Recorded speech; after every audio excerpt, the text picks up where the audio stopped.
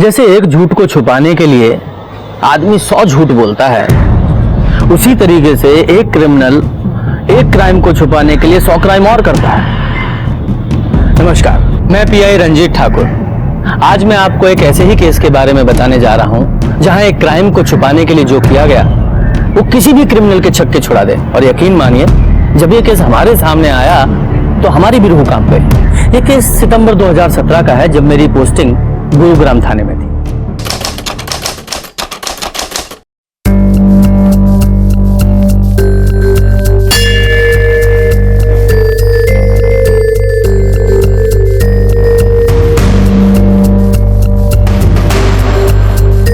विवाह संपन्न हुआ, आज से आप पति पत्नी हुए।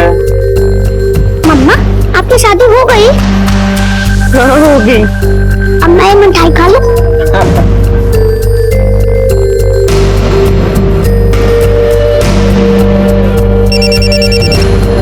हेलो, हाँ मम्मी, बहुत लंबी उम्र है थारी। अभी थारे को याद कर रही थी और थारा फोन आ गया। अरे रश्मि, कहाँ है तू और विवान कहाँ है? मम्मी, वो मैं और विवान मोहन के साथ है। मैंने और मोहन ने मंदिर में शादी कर ली है। क्या क्या बोल रही तू? रश्मि, पागल हो गई है क्या? कहाँ है तू? बता मुझे, मैं अभी आती हूँ। मम्मी, अभी मोहन वेट कर रहे हैं, हम लोगों को निकलना है। मैं बाद में फोन करती हूँ, ठीक है? अभी रख रही हूँ फोन। चलो बाय। रश्मि,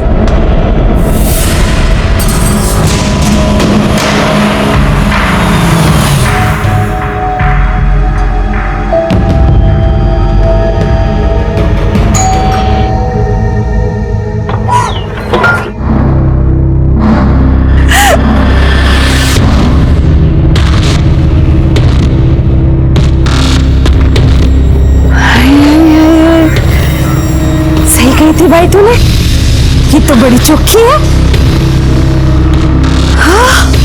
रश्मि, हमारी बहन रति। जीती रहे, सदा सुहागन रहे। चलो चलो चलो, अंदर चलो। ज्यादा देर तक दरवाजे पे नहीं खड़े रहते, नजर लग जाएगी। चलो अंदर आओ आओ। अरे सुनो तो, क्या हुआ? ये तेरा नंदोई, मतलब मेरा पति रविंद्र शर्मा। खुश हो खुश हो। कुंदन, ये मेरा बेटा कुंदन। और ये तेरा बेटा ना, कितना प्यारा है। हाँ बच्चा, मिठाई खाएगा? मिठाई तो खा ली, भूख लगी है, खाना खाना है।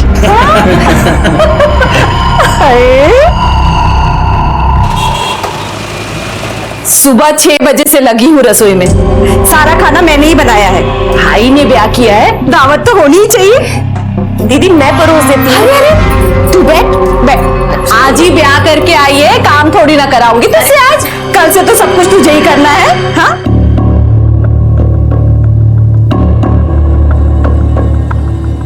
अरे बावड़ा हो गया कि खुद ही ठूसने में लग गया? पहले उसे तो खिला।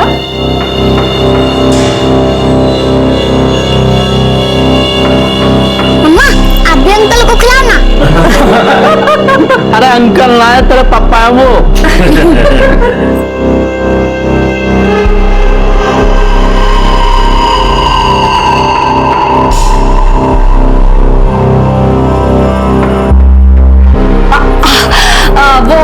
वो मिठाई तो मैं भीतर ही बुलाई, अभी लेके आती हूँ। हाँ?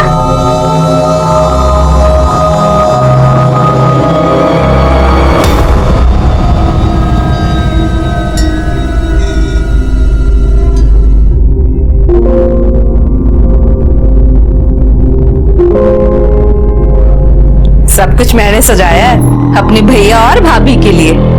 चुखो है ना? मम्मा, ये कितना सुंदर बेड है, मैं तो इसी पे सोऊंगा। अरे अरे अरे अरे, इधर आ। ये तेरी माँ का कमरा है। तुम तो बड़े हो गए हो। बड़े बच्चे मम्मी के कमरे में नहीं सोते हैं। मैं तुम्हारा बिस्तर बाहर लगा देती हूँ। चल। ये सब दीदी ने ही सजाया है, मुझे भी दीदी ने ही तैयार किया। अकेले ही सब कुछ कर लिया। चल।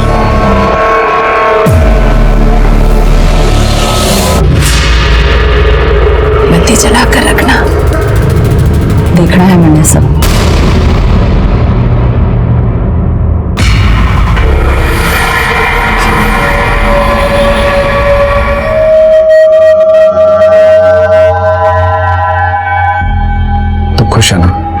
बहुत।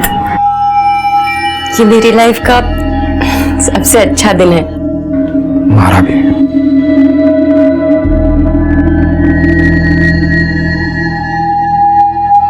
बत्ती तो बुझा दो।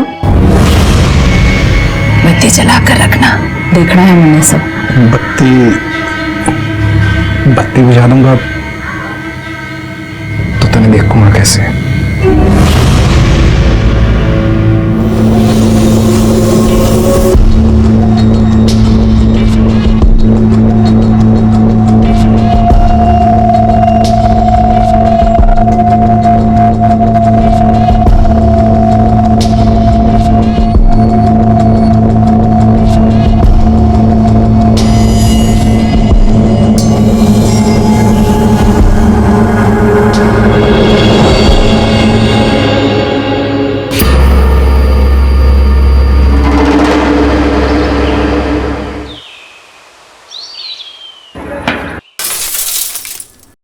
भावना आंटी का कान फट गया, भागो।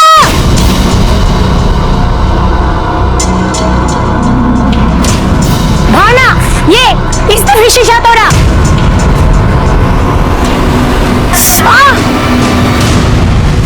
ये कौन है? इसे पहले तो नहीं देखा। अरे वो राना है ना, उसके घर में जो किराएदार है शर्मा, उसका ही बच्चा है ये। कौन? रति का? पर उसका बेटा तो काफी बड़ा है। रति नहीं, रति का भाई मोहन, उसका बच्चा है ये। अरे काय के भाई बहन, कई बार बाइक पे चिपक के बैठते हुए जाते देखा है मैंने उनको। देखा तो मैंने भी है। अब जिस तरीके से वो मोहन के साथ रहती है ना, भाई बहन कम कुछ और ज्यादा लगता है। खैर भाड़ में जाइए सब। मेरा जो नुकसान हुआ है ना, मुझे उसकी भरपाई चाहिए। और मेरे हाथ में जो काटा वो भी। चलो।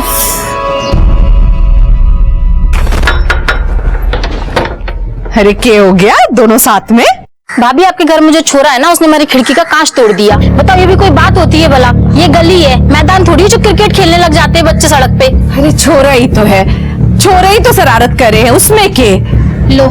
मैं जी माफी मांगू थारे से, आप शीशा लगवा लियो, आगे खर्चा दे दूंगा मैं। जी ठीक है। मैं चलता हूँ, थोड़ा लेट हो रहा हूँ। जा भाई। अरे रश्मि, मोहन की बीबी अभी कुछ दिन पहले ही शादी की है दोनों ने। वो छोरा जिसने शीशा तोड़ा है वो इसी का है। अच्छा। रश्मि, ये हमारे पड़ोसी, ये भावना भाभी, ये अवनी भाभी। अच्छा, तभी मैं सोचूं वो बच्चा किसका है, पर बच्चा कुछ ज्यादा बड़ा नहीं है। अरे वो इसकी पहली शादी से है। अच्छा अच्छा, पर पहले वाली शादी क्यों तोड़ी?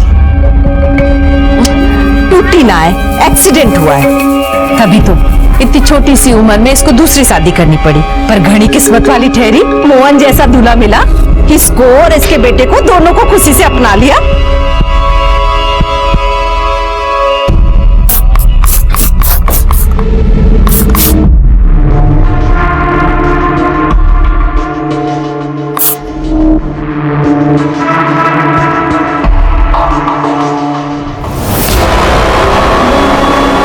दरवाजा खुला रख। पर कुछ नहीं, तूने कर ली अपनी मनमानी, अब मन नहीं करने दे जो मुझे करना है।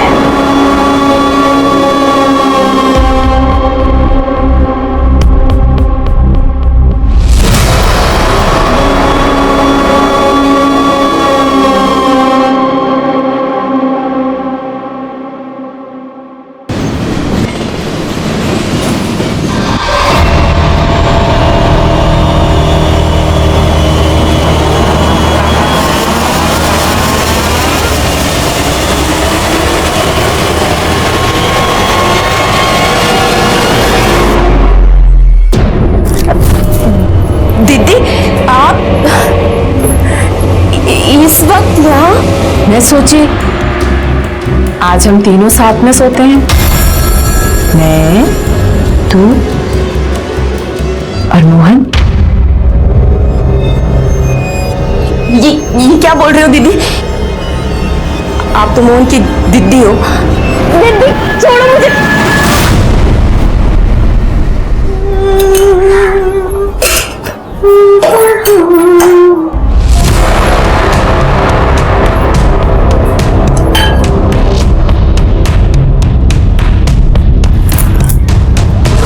मजा आया रात को?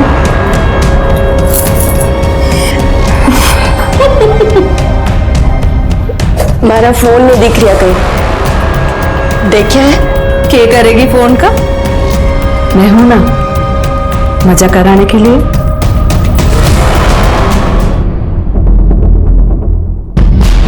वो हमारा फोन नहीं दिख रहा कहीं, आपने देखा है क्या? नाम मैंने तो नहीं देखा।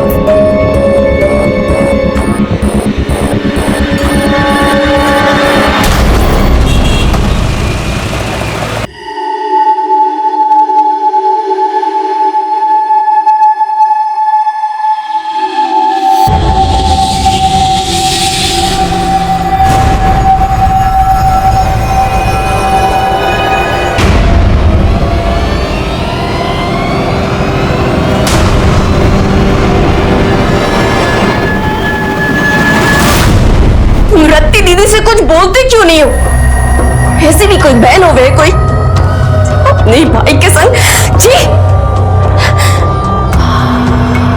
मोहन, अगर तुम दीदी से कुछ नहीं बोलोगे तो मैं बात करूंगी। तो कुछ मत कहियो, आज जो कर बस करती जाओ। लोगों में अलग अलग तरह की मानसिकता देखने को मिलती है, जिसे समझ पाना बहुत ही मुश्किल होता है। रति का अपने ही भाई और भाभी के साथ सोना और मोहन का उसे झेलना बहुत ही अजीब था। ऐसी क्या मजबूरी थी मोहन की जिसने उसे खुद ही नहीं बल्कि रश्मि को भी मजबूर कर रखा था। पर ये जो भी था, एक क्राइम की दस्तक जरूर थी, जो रश्मि को पहली बार तब मिली जब रति उनके कमरे में पहली बार आई थी। ये दस्तक हर रात रश्मि को मिल रही थी, जिसे अनदेखा करने के लिए वो मजबूर थी। पर आखिर एक दिन उसके सब्र का बांध टूट गया। छोड़ो, बिहार जाऊंगी मैं घर छोड़कर, अपने बेटे को भी लेके जाऊंगी, हाँ, पति को भी लेके जाऊंगी, और जो मैं होने नहीं दूंगी। हाँ, नहीं हो जाऊंगी, तू नहीं जाएगी, मैं नहीं जाएगी, तू छोड़ लो ये। क्यों क्यों भीड़ लगा रखी है? नहीं हो जाऊंगी, तू नहीं जाएगी, काम डाल लिया तुमने? चलो अपने घर। आप सुन मेरी, हाँ, चिल्लाने की कोई जरूरत नहीं है। छोड़, मुझे चिल्लाऊंगी। बहुत हो गया दीदी दीदी, अब तेरा भांडा मैं सबके सामने फोड़ के रहूंगी। नहीं रहना है मुझे तेरे इस घर में। अरे बावड़ी हो गई है क्या? किधर जाएगी? हाँ, तू जाएगी मतलब मेरा भाई भी इधर से जाएगा, और जो मैं होने नहीं दूंगी। हाँ, नहीं होने जाऊंगी, तू नहीं जाएगी, नहीं जाएगी,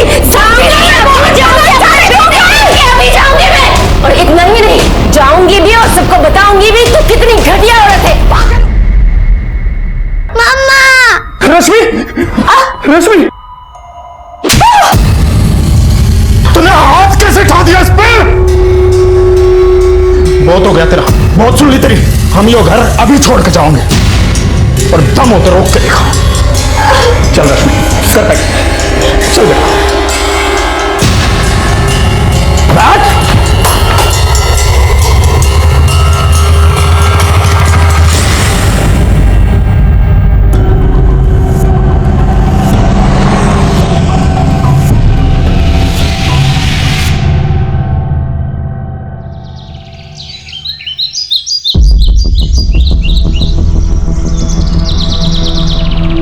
अरे क्या बात होगी चौधरी साहब, जो इस बड़ी दोपहरी में बुला लिया है? ऐसी बदबू आ रही है जैसे कोई जानवर वनावर मर गया हो। किसी की भैंस भी मर गई होगी और आड़ा फेंक गया होगा। एक काम करो, तुम शॉट देखो और मैं शॉट देखूं।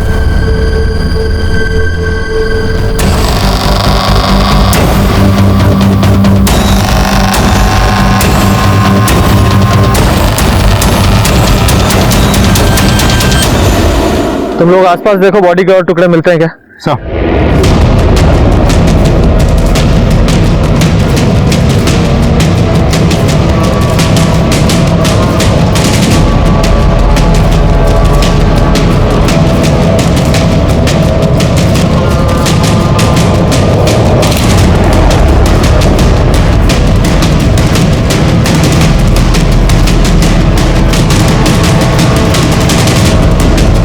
सात बोरियों में बॉडी के टोटल 13 टुकड़े मिले।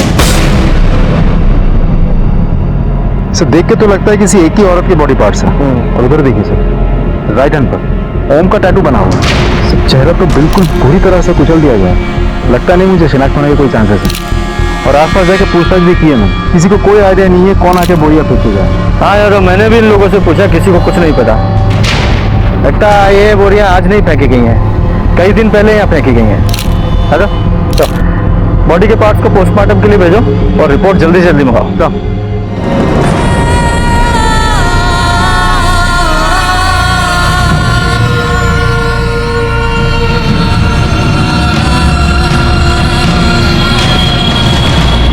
अंकल पैसे दो ना, भूख लगी है। चल चल निकल यहाँ से। अंकल प्लीज दो ना, बहुत भूख लगी है। तो भूख लगी है तो काम करना, भीख क्यों मांगता है? काम करने से खाना मिलेगा। खाना भी मिलेगा और पैसा भी मिलेगा, करेगा काम? चल यहाँ। क्या नाम है तेरा? विवान। पहले तो तू इस मोहल्ले में नहीं दिखा, कहाँ से आया? नहीं पता। कैसे आया? पता नहीं। चल आज से तेरा काम शुरू। जा चाय दे के आओ।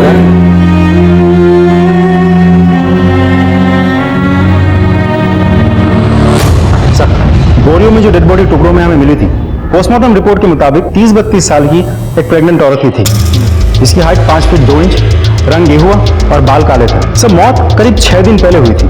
इसका मतलब 24 सितंबर को शाम को 7 बजे से लेकर रात के 12 बजे के बीच मौत हुई थी। सब पोस्टमार्टम रिपोर्ट के मुताबिक उसके चेहरे में और सर में मल्टीपल इंजरीज है, जो किसी हथौड़े जैसे भारी चीज से कई बार वार करने की वजह से हुई थी। सर का तो एकदम चूरा बना हुआ है। सब मारने के बाद डेड बॉडी को किसी आरी जैसी चीज से इतने छोटे छोटे टुकड़ों में काटा गया है, जिसमें उसका फेटस भी कटा और उसके भी टुकड़े टुकड़े हो गए।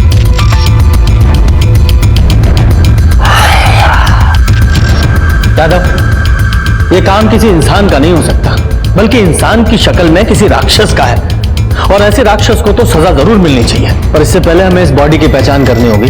एक काम करो, जहां ये बॉडी मिली है वहां जितने भी रास्ते हैं, उन पर जितने भी सीसीटीवी लगे हैं, उन सब की 24 तारीख से लेकर कल तक की सीसीटीवी फुटेज निकालो। सर, मैंने हेड कांस्टेबल को स्पॉट में भेज दिया है, देखने के लिए कि वहां कोई सीसीटीवी कैमरा है या नहीं।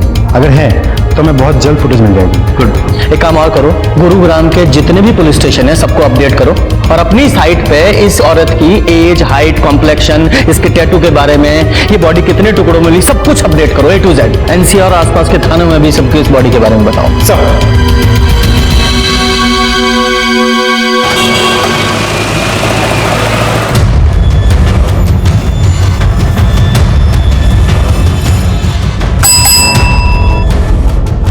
जनाब, गुरुग्राम पुलिस ने एक औरत की डिटेल्स अपलोड की है। मर्डर हुआ है उसका, और बॉडी 13 टुकड़ों में मिली है, और उसके हाथ पर ओम का टैटू भी है। और मुझे तो लगता है कि औरत वही है जिसकी मिसिंग कंप्लेंट हमारे पास में आई हुई है।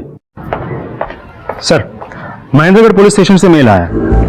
जिस औरत की डिटेल हमने भेजी थी, उससे मैच करती हुई एक औरत की मिसिंग कंप्लेंट भी उन लोगों के वहां सितंबर 1 वीक में दर्ज हुई थी। सितंबर 1 वीक। उस औरत का नाम है रश्मि भटनागर, और उसके हाथ में भी एक ओम का टैटू है। सर, ये मिसिंग कंप्लेंट उसकी मां ने दर्ज करवाई थी।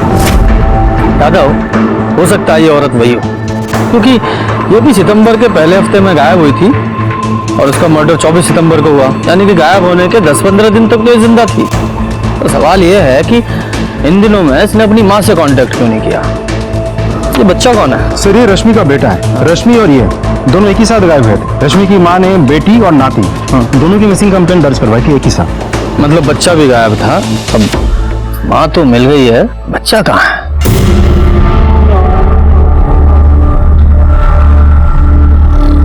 सेठ, बहुत भूख लगी है, 20 रुपए दे दो, तनख्वाह में से काट लेना। 4 चाय बेची नहीं कि भूख लगाई?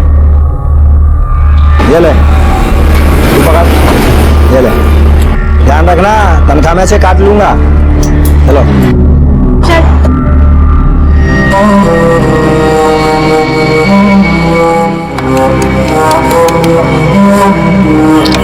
अबे विवान, तू हर दिन किसको फोन करता रहता है?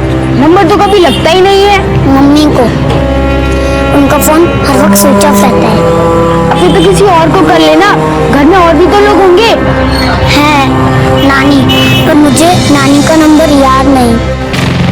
सर, आपने जो डिटेल्स अपलोड की थी उससे मैच करते हुए हमारे पास में मिसिंग कंप्लेंट आई हुई थी, और हाथ पर ओम का टैटू भी था।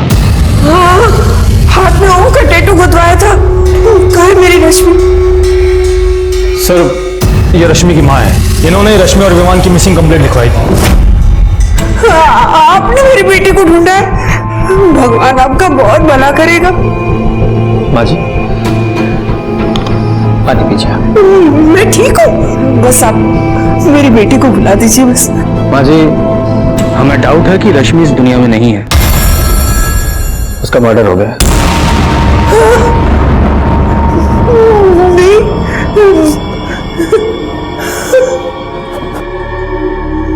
रश्मि, किसने मार दिया मेरी बेटी को? विवान, विवान का विवान कहाँ है, किस हाल में है, ये तो हमें नहीं पता, लेकिन आप जो कुछ भी रश्मि के बारे में जानती है सब बताइए, ताकि हम रश्मि के कातिल को पकड़ सकें और विवान को ढूंढ सकें। पानी पीजिए।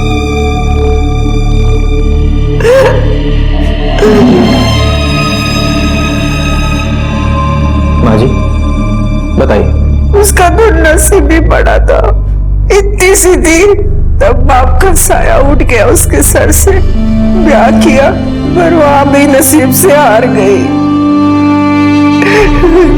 थोड़े दिनों बाद ही एक एक्सीडेंट में उसका आदमी चला गया। गोद में था उसके विवान। जब वो मायके वापस आई थी, पत्रो बेटा भगवान के सामने किसकी चली, उसकी इतनी लिखी थी वो चला गया, लेकिन तेरे सामने तो पूरी जिंदगी पड़ी है। कम से कम अपनी नहीं तो विवान के बारे में तो सोच। थोड़े सालों के बाद मेरी एक सहेली की जान पहचान वाला था चेतन भटनागर, उसने आखिर रश्मि का हाथ मांगा। उसकी बीवी उसे छोड़कर किसी और आदमी के साथ चली गई थी।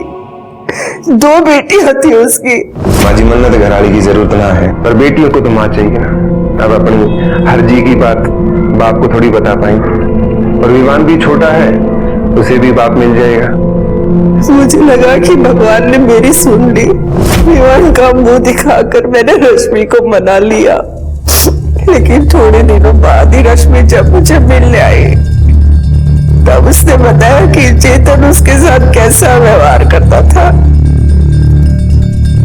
आए दिन उसे कुटता रहता था।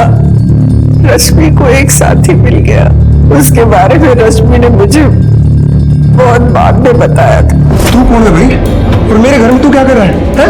पड़ोसी था और खबरदार करना आया हूँ, आज के बाद हाथ में ठा दियो इसने।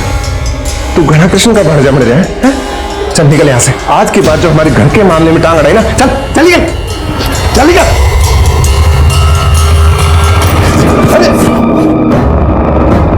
औरत को मारना घर का मामला नहीं है। सुने, उठाए गिरा नहीं उतरेगी तेरी। गवर्नमेंट फर्म में काम करूंगा, एक कंप्लेंट कर दी ना तेरी तो घर का मामला जेल में सुलझेगा। वो ने उस जल्लाद से उसे बचाया था। दोनों में बातचीत होने लगी, प्यार हो गया, लेकिन ये बातें उस चेतन को पता चल गई और मोहन और चेतन के बीच में बहुत बड़ा नाटक हो गया। और सितंबर के पहले हफ्ते में ही रश्मि विवान को लेकर मोहन के साथ चली गई और मंदिर में जाके उन दोनों ने ब्याह कर लिया। मम्मी, वो मैं और विवान मोहन के साथ है। मैंने और मोहन ने मंदिर में शादी कर ली है। लेकिन उस दिन के बाद ना ही उसका फोन आया, ना ही उसकी कुछ खबर मिली। इसीलिए मैं यहाँ रिपोर्ट लिखाने आई थी।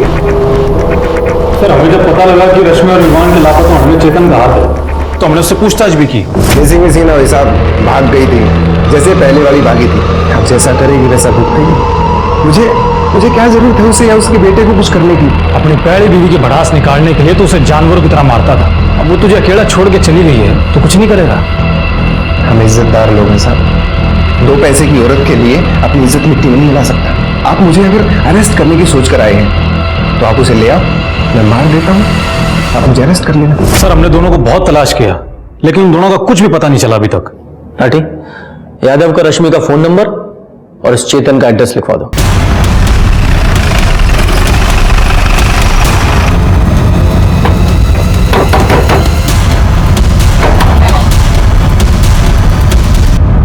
चेतन जी, आप कौन? गुरुग्राम पुलिस। तुम इतने यकीन से कैसे कह सकते हो कि रश्मि मोहन के साथ ही गई थी? गई नहीं थी साहब, भागी थी। और इसमें यकीन की क्या बात है? जिस दिन सुबह वो विवान के साथ गायब हुई थी, उसी दिन मोहन ने अपना किराए का घर छोड़कर यहाँ से भागा था। उसके बाद वो वापस नहीं आया। और साहब, ये सब बातें आप मुझसे क्यों पूछ रहे हैं? मुझे उसकी माँ ने बताया है, तो आपको भी तो बताया होगा कि उसने भागकर मोहन के साथ शादी कर ली। ढूंढने उड़ने की कोई जरूरत नहीं साहब, कहीं अय्याशी कर रहे होंगे। हम रश्मि को नहीं, उसके कातिल को ढूंढ रहे हैं। और रश्मि का मर्डर हो चुका है। सही है, जैसी करनी वैसी भरनी साहब। उस कमीने के लिए मुझे छोड़ा था ना, अब उसका मन भर गया हुआ तो उसे हटा दिया काम से। रश्मि ने यहाँ से जाने के बाद तुमसे कांटेक्ट किया था? नहीं सर, अगर करती भी तो मैं उसकी एक नहीं सुनता, सीधा बाहर का रास्ता दिखा देता उसे मैं। और विवान का कुछ पता है? वो कहाँ है? नहीं, जिस दिन से वो यहाँ से गए हैं मैंने उनकी शक्ल तक नहीं देखी। देखो, कुछ और जानते हो तो वो भी बता दो, वरना बाद में मौका नहीं मिलेगा। कुछ पता है? क्या हुआ? चाय दे के क्यों नहीं आया? वो बहुत तेज बुखार है ऐसे। चुप कर, काम चोर कहीं के। हट, निकल यहाँ से। ये बीमारी के बहाने यहाँ नहीं चलेंगे। चल भाग। और आज से दुकान में आने की जरूरत नहीं है। नहीं नहीं अंकल, मुझे मत निकालो, मैं ठीक हूँ। मैं अभी चाय दे के आता हूँ। चल लेके आ फिर। हाँ, क्या? अरे मेरे छोटे भाई, मेरे लिए लड़की ढूंढने से अच्छा है तू अपने लिए कोई अच्छी सी नौकरी ढूंढ ले। तेरे सेटल होने से पहले कैसे शादी कर लूं मैं? हाँ चल, मैं तेरे से बाद में बात करता हूँ। ये लो, हमारे छोटे भाई हमारे लिए बहू ढूंढ रहे हैं। सही तो बोल रहे हैं। अरे ना, तुम कुछ मत बोलो, तुम तो उसे ही सपोर्ट करोगे। कुछ मत बोलो, काम की बात बताओ। सर, रश्मि के मोबाइल लोकेशन के मुताबिक जिस दिन उसका मर्डर हुआ उस दिन उसका फोन महेंद्रगढ़ में चेतन के घर के पास स्विच ऑफ हुआ। फिर जब हमने बैकडेट में जाके फोन की एक्टिविटीज चेक की तो हमें पता चला कि गुरुग्राम सेक्टर 11 से महेंद्रगढ़ की तरफ फोन ट्रैवल किया था।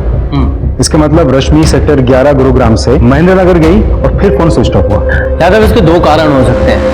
पहला ये, या तो चेतन झूठ बोल रहा है, या फिर रश्मि मोहन के साथ सेक्टर 11 में ही कहीं रह रही थी। तुम एक काम करो, सेक्टर 11 जाओ, वहां विवान और रश्मि के बारे में पता करो, और मैं इस चेतन की खबर लेता हूँ। कांस्टेबल को बोलो जरा उसे उठाए। सब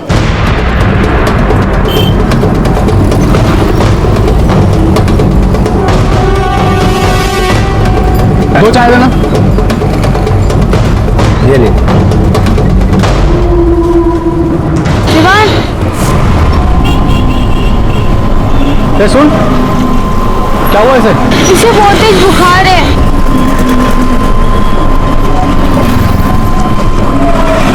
बच्चे का फोटो दिखाना जरा।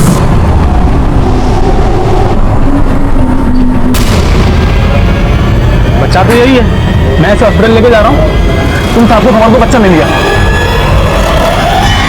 झूठ बोल रहा है तू। रश्मि की मोबाइल लोकेशन से साफ पता चल रहा है जिस दिन उसका मर्डर हुआ वो तुझसे मिलने आई थी। कसम से सर, वो मेरे घर ना आई सर। आई थी, और तूने बदला लेने के लिए उसको खून कर दिया, क्योंकि एक बार उसकी वजह से तेरी बेइज्जती हुई थी ना। और क्या कहा था तूने पीएसआई राठी के सामने? अगर आप लोग मुझे अरेस्ट करने की सोच कर आए हैं तो आप उसे ले आओ, मैं मार देता हूँ, आप मुझे अरेस्ट कर लेना। कहा था कि नहीं? इसलिए जब वो तेरे घर आई तूने उसे मार दिया, फिर उसके टुकड़े टुकड़े किए, बोरी में भरे और फेंक दिया। ना, वो मेरे घर आई और मैंने ऐसा कुछ किया है सर।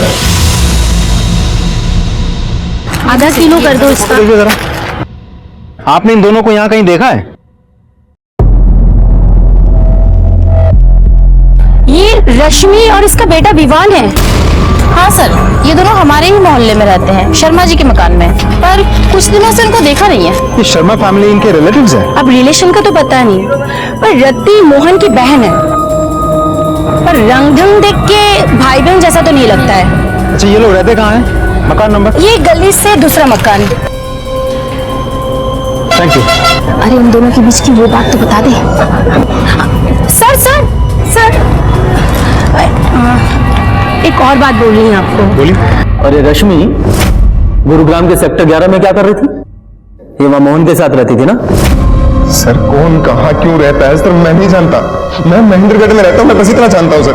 अच्छा, एक काम करो, इसे ना अंदर डालो और उसकी सेवा पानी करो, सब जान जाएगा, सब बताएगा। सर मैं सच्ची कह रहा हूँ सर, मेरी बात का यकीन कीजिए ना सर। क्या कह रहे हो साहब? अरे भाई, ये मेरा तो साथ ही रहेगा, और जब भाई साथ रहेगा तो भाभी भी साथ रहेगी। और मन में समझ में नहीं आ रहा कि ये सब पूछ क्यों रहे हो? शादी कब की थी उन दोनों ने? 31 अगस्त। सीधा मंदिर से शादी करके घर ही आए थे। मैंने खूब खाना वाना बनाया था साहब, 1-2 हफ्ते हंसी खुशी से रहे, बड़ा अच्छा लगा हमें। ये मोहन रश्मि से शादी करने के बाद उसे आपके घर लेकर क्यों आया? उसे अपने घर क्यों नहीं लेकर गया? सर, बात ये है कि मोहन रश्मि और विवान को भगा के लेकर आया था। कुछ दिन छुपके रहना था। उसने पूछी, बहन तेरे घर रह जाओ, मैंने भी बोला तेरा ही घर है भाई, रह जा। तो बस 1-2 हफ्ते चुपचाप अच्छे से रहे, जब मामला ठंडा पड़ गया तो वापस चले गए महेंद्रगढ़। मोहन की कोई फोटो है आपके पास? फोटो? एल्बम वाला फोटो तो ना है साहब, पर हाँ 1 मिनट, ये फोन में रही, ये रही। श्योर। अच्छा, यहाँ से वो दोनों किस डेट को शिफ्ट हुए थे? 10-12 दिन पहले साहब, अब 24-25 को। कैसे गए थे? अरे भाई के पास मोटरसाइकिल है मेरे, मोटरसाइकिल से। जब सब कुछ हंसी खुशी चल रहा था, जाने की जरूरत क्यों आ पड़ी? अरे बताई ना अभी आपको साहब कि मामला ठंडा पड़ गया तो चले गए वो दोनों। वहाँ मामला ठंडा पड़ गया और यहाँ गर्म हो गया है ना?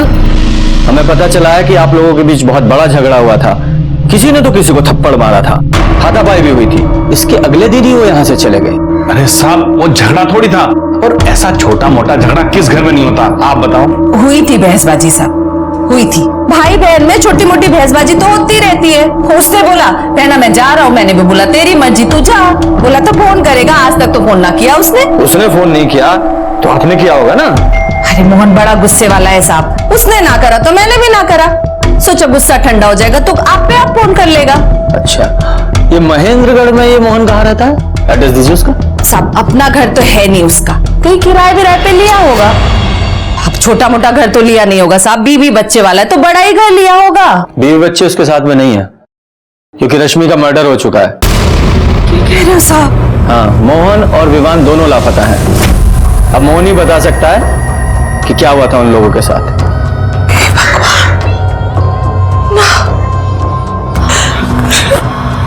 रश्मि का खून हो गया साहब, मोहन ने तो बताया भी नहीं। ऐसा नहीं हो सकता साहब, 10 दिन पहले तक तो सब कुछ ठीक था यहाँ। कितने खुश थे साहब वो दोनों एक दूसरे के साथ। हे भगवान, किसकी नजर लग गई इन सबको। अच्छा, जैसे ही आपको मोहन या विवान की कोई खबर लगे हमें इन्फॉर्म कीजिएगा। जी साहब। क्या हो गया? तो मुझे लगा रति मोहन के लिए जेन्युइनली दुखी है, लेकिन पड़ोसियों से पूछताछ करके पता चला कि दोनों के बीच भाई बहन का रिश्ता नहीं था सर, कुछ तो गड़बड़ है। हाँ, पड़ोसी जा ठीक ही कह रहे हैं यादव, क्योंकि इतनी प्यारी बहन को इतने प्यारे भाई की कोई खबर ही नहीं है। इस शर्मा फैमिली की कुंडली निकालो, खासकर इस रति की। और हाँ, फिर मोहन का फोटो भी सर्कुलेट करो और उसकी बाइक का भी पता लगाओ। सर जनाब, आरटीओ से पता चला है कि मोटरसाइकिल मोहन के नाम पर रजिस्टर्ड थी और एड्रेस मोहन की बहन रति के घर का है, और बाइक अभी तक बरामद नहीं हो पाई है। जनाब, मोहन का फोन भी चेतन के घर के आसपास ही स्विच ऑफ हुआ था। ये देखिए सर। यादव, अगर रश्मि का और मोहन का फोन ये चेतन के घर के पास स्विच ऑफ हुआ है और रति के बयान के मुताबिक ये तीनों महेंद्रगढ़ के लिए 24 तारीख को निकले थे, और इन सब कांड में अगर चेतन का हाथ है तो मोहन की बाइक महेंद्रगढ़ में ही कहीं आसपास मिलनी चाहिए। सर ऐसा भी तो हो सकता है कि दूर कहीं जाके उसने बाइक को ठिकाने लगा दी हो। हाँ, पर जहां भी ठिकाने लगाया वहां मिलनी तो चाहिए ना। यादव, एक काम करो, ये मोहन की बाइक का रजिस्ट्रेशन नंबर एनसीआर और आसपास के स्टेट में फैला दो, हो सकता है कोई क्लू मिले। जब ये केस शुरू हुआ तो बहुत टेंशन थी, इतने सारे टुकड़ों में मिली बिना चेहरे वाली बॉडी की आखिर पहचान कैसे होगी? और पहचान हुई, विमान भी मिला जो बेचारा हॉस्पिटल में बीमार पड़ा था। एक एक करके केस की परतें खुल रही थी, पर कुछ पुख्ता सबूत हाथ नहीं लग रहे थे। मोहन गायब था और उसकी बाइक चेतन के घर के पास मिली, पर तभी विवान को होश आया, मानो हमारे केस को होश आ गया। मम्मी कहाँ है? हाँ बेटा, आप पहले थोड़ा सा स्ट्रांग हो जाओ, है ना, तब उनको बुलाते हैं। आपको ऐसे बीमार देखेंगी तो उनको अच्छा नहीं लगेगा ना? हाँ? अच्छा एक बात बताओ, जहां से आपको पुलिस अंकल लेकर आए थे, मतलब वो मार्केट, वो रोड, वहां आप कैसे पहुंचे?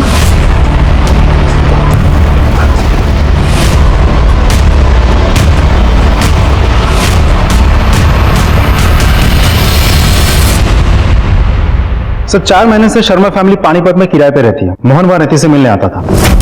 सर रति का कोई छोटा भाई है ही नहीं, एक बड़ा भाई है जिसका नाम है सिद्धार्थ, और वो कोलकाता में रहता है। सर रति के माँ बाप पहले ही मर चुके हैं। जब पानीपत के उस ओनर से बात हुई तो पता चला कि रति और मोहन के बीच कभी भाई बहन का रिश्ता था ही नहीं, नाजायज संबंध थे, और इसी कारण की वजह से उस ओनर ने उन दोनों को घर से निकाल दिया था।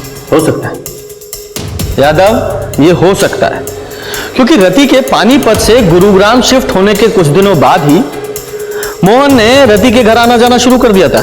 और जैसा कि विवान ने बताया, तो यह भी हो सकता है कि रश्मि से शादी के बाद भी मोहन ने रति से नाजायज संबंध रखे।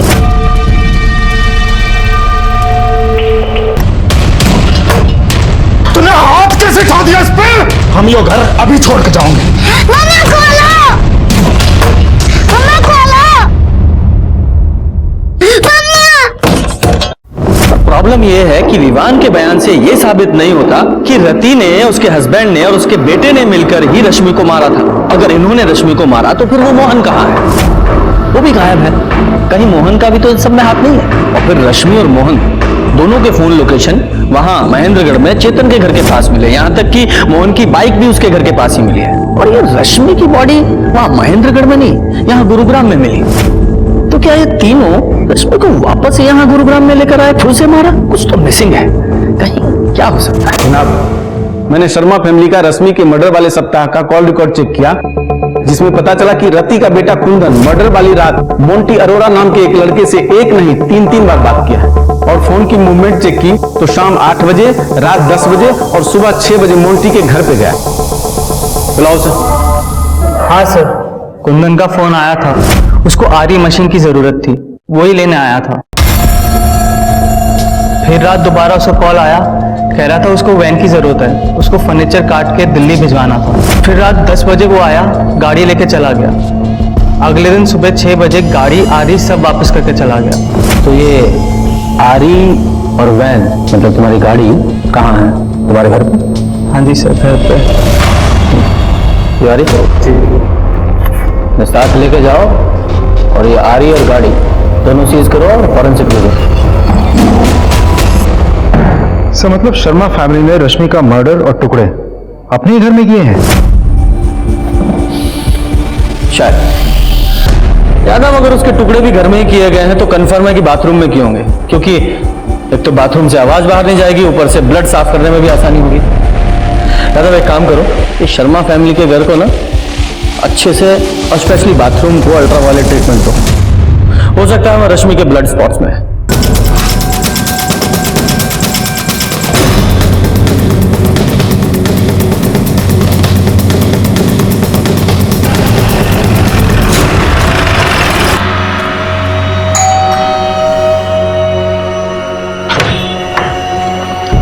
हमें आपका घर चेक करना है।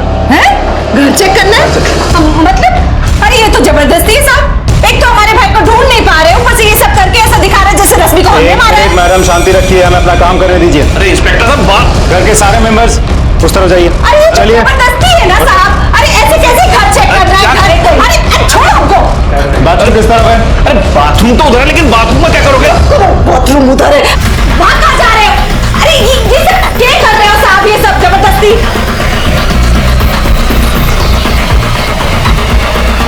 सर ये देखिए, सैंपल कलेक्ट कर रहा हूं। मुझे जल्द से जल्द फॉरेंसिक रिपोर्ट चाहिए। गाड़ी में बिठाओ तीनों को। अरे गाड़ी चलिए। अरे हमने जनाब, ये रिपोर्ट्स। यादव सर, ये जो रति के घर में ब्लड मिला है, ये तो रश्मि के डीएनए से मैच होता है। इसका मतलब ये हुआ कि रश्मि के टुकड़े बाथरूम में ले जाके किए गए। ये है कार के ब्लड रिपोर्ट। ये जो मोंटी की वैन में 2 ब्लड ग्रुप मिले हैं, इसमें से एक रश्मि के ब्लड ग्रुप से मैच होता है। इसका मतलब ये हुआ कि रश्मि की लाश ठिकाने लगाने के लिए मोंटी की वैन का इस्तेमाल हुआ है। और ये दूसरा ब्लड किसका है? अब तुम्हारा भाई बहन का नाटक हो गया खत्म। विवान ने सब बता दिया। और तुम्हारे बाथरूम से और मोंटी की गाड़ी से रश्मि के खून के निशान मिले।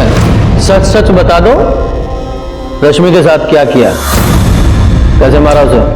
मैं ना मारना चाहती थी उसे, पर क्या करती, मोहन ने हाथ उठा दिया था मेरे पे। हम ये घर अभी छोड़ के जाओगे।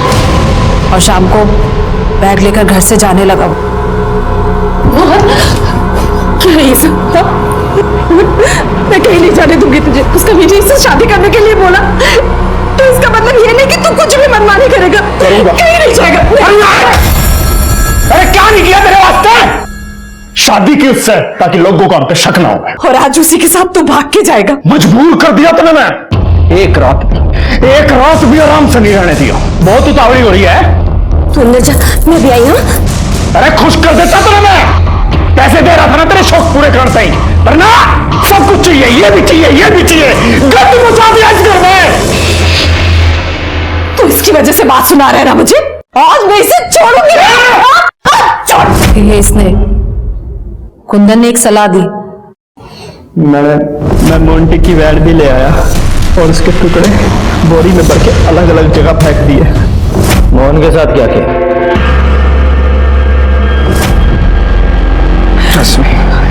मोहन, तू ठीक है ना? ठीक तो है ना तू? रश्मि एकदम ठीक है, एकदम ठीक। ले पानी पी ले।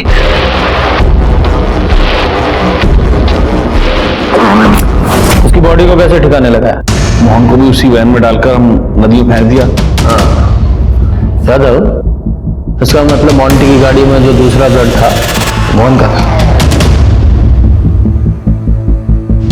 और ये रश्मि और मोहन का मोबाइल और उनकी बाइक चेतन के घर पे कैसे पहुंचे? और फिर ये विवान को कैसे छोड़ा, कहां छोड़ा, उसका क्या किया? मैंने विवान को नशे की गोली दे रखी थी। फिर मैंने रश्मि के और एक कुंदन ने मोहन के कपड़े पहनकर विवान को बेहोशी की हालत में मोटरसाइकिल पे बिठा के महेंद्रगढ़ की सड़क पे छोड़ दिया और फिर मोटरसाइकिल को चेतन के घर के पास खड़ी की और रश्मि और मोहन का फोन वहीं बंद करके नाले में फेंक दिया। मैंने रश्मि और चेतन के बारे में मोहन से पता लगा। प्यार दुनिया की सबसे सुंदर चीज है, चाहे वो किसी के बीच में भी हो, माँ बाप, भाई बहन, पति पत्नी, चाहे फिर दोस्ती क्यों ना हो। लेकिन रति और मोहन ने इस रिश्ते का भी दुरुपयोग किया। जिस दिन से इन दोनों का नाजायज रिश्ता शुरू हुआ, क्राइम ने तभी से दस्तक देनी शुरू कर दी थी और ये दस्तक बार बार मिल रही थी। रति, मोहन और रश्मि तीनों को ये दस्तक मिली, लेकिन जब तक एहसास होता तब तक बहुत देर हो चुकी थी और इस लापरवाही का भुगतान मोहन और रश्मि को अपनी जान देकर चुकाना पड़ा। बेचारा विवान इसमें बेकार में पिस गया। इसलिए जब भी कोई अनैतिक सी इच्छा मन में जन्म ले, आपको सतर्क हो जाना चाहिए और उस दस्तक को सुनते हुए उससे दूरी बना लेनी चाहिए। देखते हैं हमारे आज के एपिसोड की दूसरी कहानी।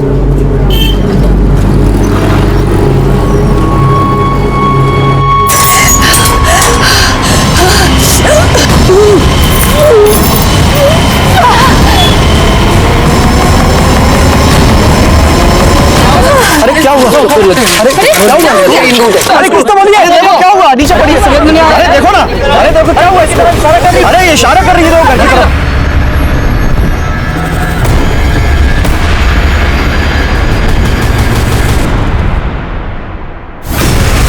गीता में भगवान श्री कृष्ण ने कहा है, मृत्यु जीवन का अटल सत्य है। और एक सत्य यह भी है कि जान लेना और जान देना दोनों ही अपराध हैं। किसी को हक नहीं है अपनी या किसी और की जान ले, लेकिन फिर भी पता नहीं लोग कैसे अपना विवेक खो बैठते हैं। जिस किसी के साथ भी अपराध होता है, क्या उस अपराध से होने से पहले उनको दस्तक नहीं मिलती? मिलती है। अपराध होने से पहले दस्तक जरूर देता है, जिसे लोग अनसुनी कर देते हैं। ये केस तब का है जब मैं उत्तर प्रदेश के गाजियाबाद में पोस्टेड था।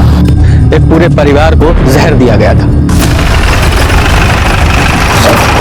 साहब मैंने ही आपको फोन किया था। क्या हुआ है? ये देखिए श्रीवास्तव जी का घर है। लगता है किसी ने उनके पूरे परिवार को जहर दे दिया है। 3 लोग तो मर चुके हैं साहब, पर 3 लोगों की सांसें चल रही थी। कौन सा हॉस्पिटल में भेजा है? साहब MGN अस्पताल।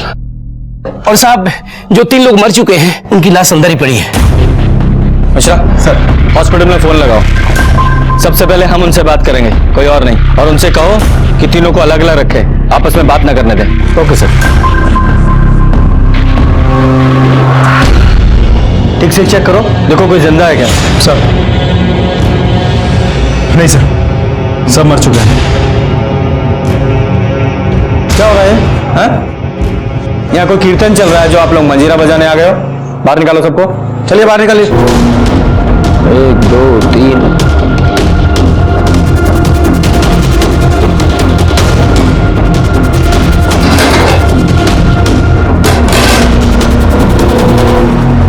प्लेट।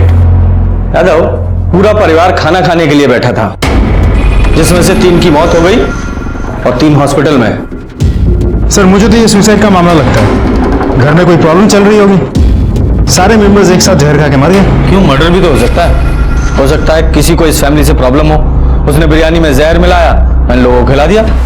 मिश्रा सर, इस बिरयानी को फॉरेंसिक के लिए भेजो और देखो इसमें जहर है या नहीं, और जहर है तो कौन सा है। फोटोग्राफर बुलवाओ और फिंगरप्रिंट्स के लिए फॉरेंसिक वाले को। पूरे घर की तलाशी लो। Okay sir. यादव सर, आसपास के लोगों से पता करो, देखो कि क्या चल रहा था इस फैमिली में। सर।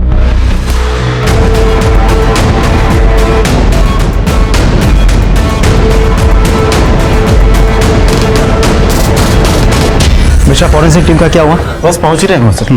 हाँ ठीक है। सर, श्रीवास्तव फैमिली के पड़ोसियों से पूछताछ की, पता चला कि गौतम श्रीवास्तव और उसकी पत्नी सुधा दोनों में कुछ तो प्रॉब्लम चल रही थी। अब प्रॉब्लम एग्जैक्टली क्या थी ये किसी को नहीं पता। सर, एक बेटा था सौरभ, बड़ी बेटी मीना की शादी को लेकर घर पे प्रॉब्लम चल रही थी। सर, घर के अंदर कुछ लोन के पेपर्स भी मिले, तो शायद इस फैमिली ने बड़ा कोई अमाउंट लोन लिया हो सकता है दोनों बेटियों की शादी के लिए लिया हो। साहब कुछ कहना था। बोलिए।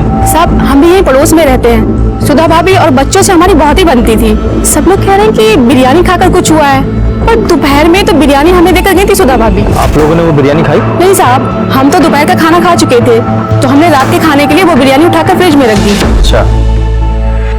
मिश्रा सर, इनके साथ जाओ, बिरयानी कलेक्ट करो, उसे फॉरेंसिक के लिए भेजो। Okay sir. आइए मैडम। यादव सर, अगर इन लोगों ने सुसाइड करने के लिए बिरयानी में जहर मिलाया था तो वो बिरयानी पड़ोसियों को क्यों दी? सर, ऐसा भी तो हो सकता है कि बिरयानी में जहर बाद में मिलाया गया हो। हो तो सकता है, लेकिन मुझे दोनों बिरयानी की फॉरेंसिक रिपोर्ट जल्द से जल्द चाहिए, तभी पता चलेगा कि मर्डर है या सुसाइड। सर, अब मैं श्योर हूं कि ये सुसाइड ही था। ये देखिए, ये सारे बिल्स हमें गौतम के घर से मिले हैं, और सारे के सारे बिल्स एक ही जगह की हैं, सलीम बिरयानी सेंटर। सर, उन लोगों ने ये सारे बिल्स कल ही क्लियर किए हैं। इसका ये भी मतलब हो सकता है कि मरने से पहले सारी उधारी चुकता करके मरना चाहते थे। यादव, ये महज एक संयोग भी हो सकता है। भूख लगी है? मतलब सर, भूख तो लगी है। यादव, तुम्हें कुंभकर्ण की तरह नींद आए ना आए, लेकिन भूख हमेशा कुंभकर्ण की तरह लगती है। अब क्या करें सर, पुलिस की नौकरी करता हूं तो नींद कभी कभी उड़ जाती है, लेकिन इश्क में थोड़ी ना हूं कि भूख भी नहीं लगी। चलो बिरयानी खिलाता हूं तुम्हें।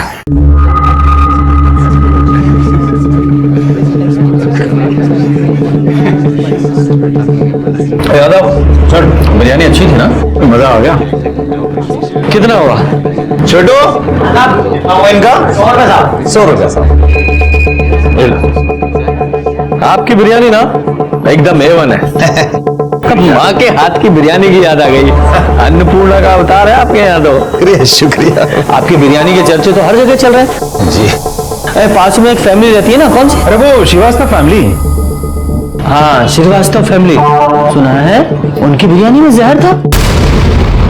जहर वाली बिरयानी का पार्सल आपके यहाँ से गया?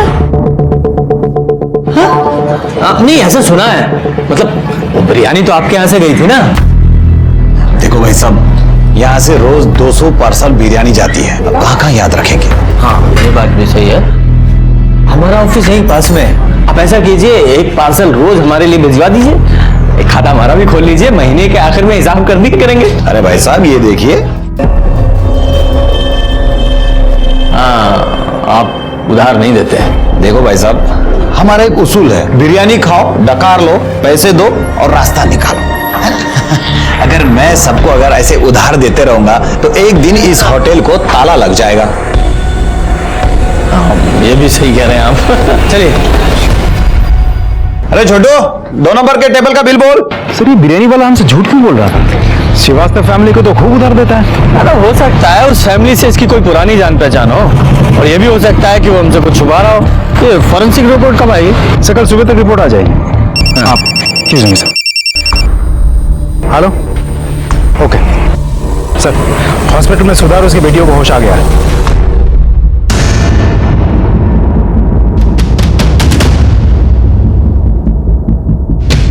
ये लोग कौन है?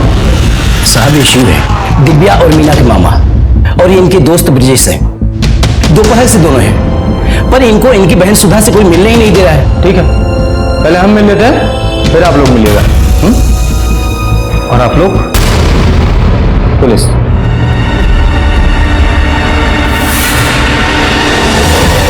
अरे कोई कुछ बताता क्यों नहीं है? बोला ना आपको, सब ठीक है, आप टेंशन मत लीजिए। अरे डॉक्टर साहब, मेरे घर वाले कैसे? सर, आई थिंक सिविल कपड़े पहनने की वजह से हमें यहाँ पे पहचान नहीं पा रहा है। हम पुलिस डिपार्टमेंट से। पुलिस डिपार्टमेंट से? क्यों, कुछ हुआ है क्या? हाँ, मेरे पति, हाँ, मेरे घर वाले, मेरे बच्चे सब ठीक तो है ना? शांत हो जाइए, सब ठीक है।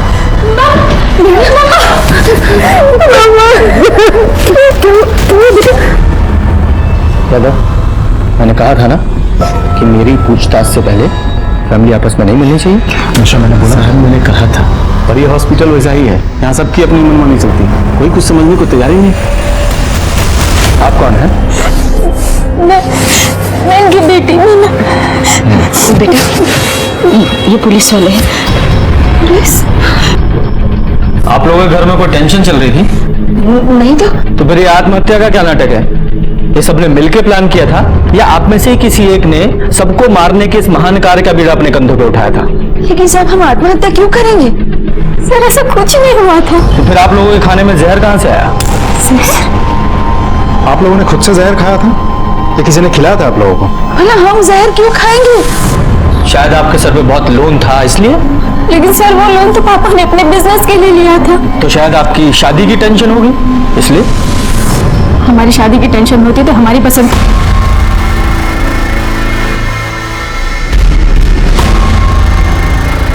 देखिए, हम सच कह रहे हैं, हमने आत्महत्या करने की कोई कोशिश नहीं की है। देखिए, डॉक्टर्स का भी कहना है कि आपके खाने में जहर मिला हुआ था। ऐसा हो ही नहीं सकता। अरे वो बिरयानी तो सलीम साहब के होटल से आई थी। सलीम साहब? हमारा मतलब है सलीम के यहाँ से। ठीक है।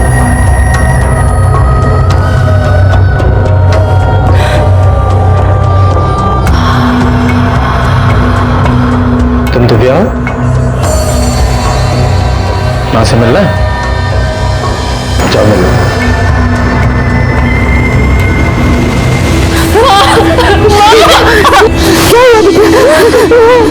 क्या बोलेगा?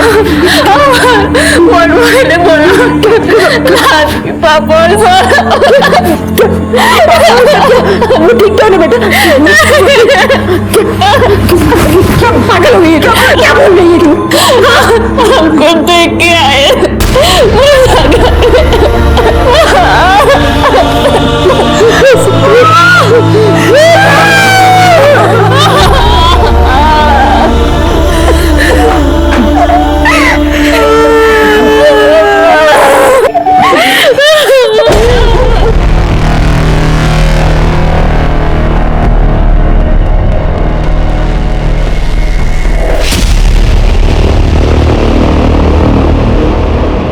सर कमाल है, एक मामूली बिरयानी वाले को घर की औरत साहब करके बुलाती है। और वो बिरयानी वाला भी सिर्फ उसी औरत को उधार देता है। कुछ तो चक्कर है सर। हाँ, चक्कर तो है सर। अब मुझे पुलिस स्टेशन जाके एफआईआर रेडी करनी है। केस क्या बना? मर्डर या suicide? Murder. Sir, excuse me. Hello, अच्छा, ओके सर। फॉरेंसिक डिपार्टमेंट से कॉल था। वो कह रहे हैं कि बिरयानी में जहर था।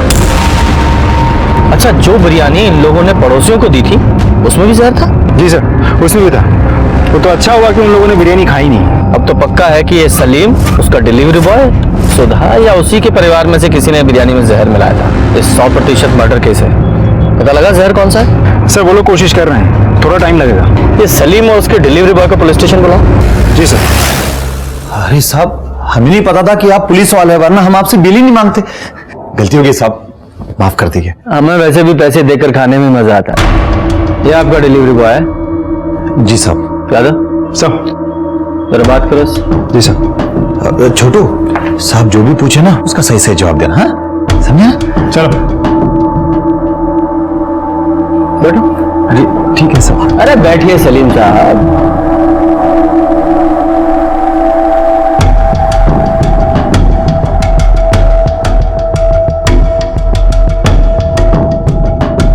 ये लीजिए, पानी पीजिए। शुक्रिया साहब। भेजा समझते हैं आप सलीम साहब?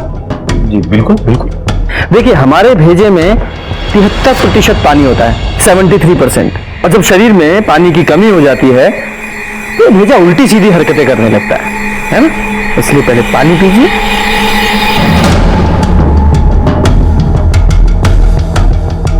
पूरा।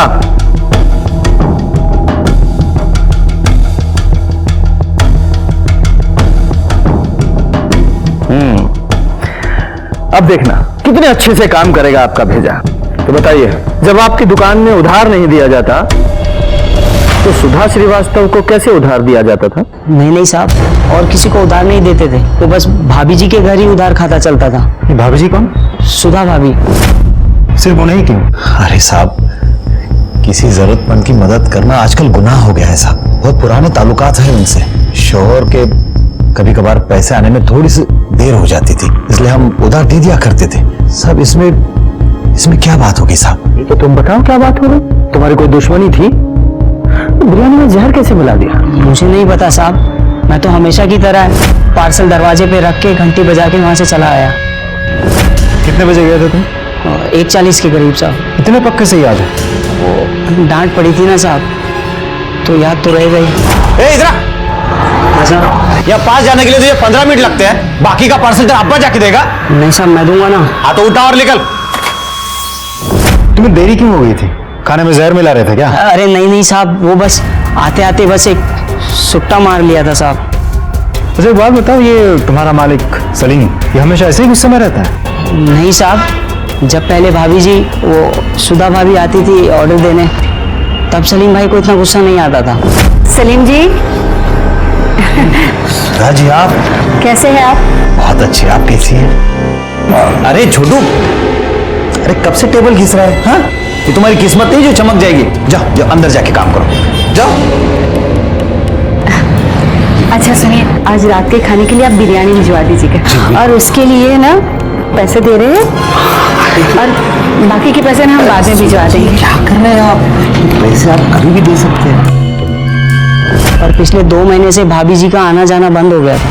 तो आना जाना बंद कैसे हो गया? तो शायद सुधा के पति गौतम को सुधा और सलीम के अफेयर के बारे में पता चल गया हो, और उसके बाद जब दोनों का मिलना जुलना बंद हो गया था तो शायद सलीम ने गुस्से में आकर बिरयानी में जहर मिला दिया हो। या फिर ऐसा भी हो सकता है कि सारा कांड सुधा ने किया हो, क्योंकि डॉक्टर के मुताबिक सुधा के शरीर में जहर कम था, क्योंकि सुधा ने बिरयानी बहुत कम खाई थी।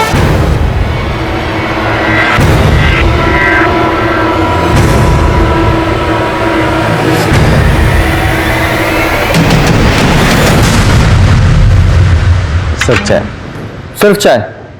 अगली बार जब भी चाय लेकर आओ, चाय के साथ एक गिलास पानी होना चाहिए। चाय पीने से पहले एक गिलास पानी पीने से कभी एसिडिटी नहीं होती, समझे? जाओ पानी लेकर आओ। सॉरी सर, तुरंत लगता सर। फौरन से रिपोर्ट। एक और न्यूज है सर। हाँ। हॉस्पिटल में किसी ने सुधा को मारने की कोशिश की। क्या?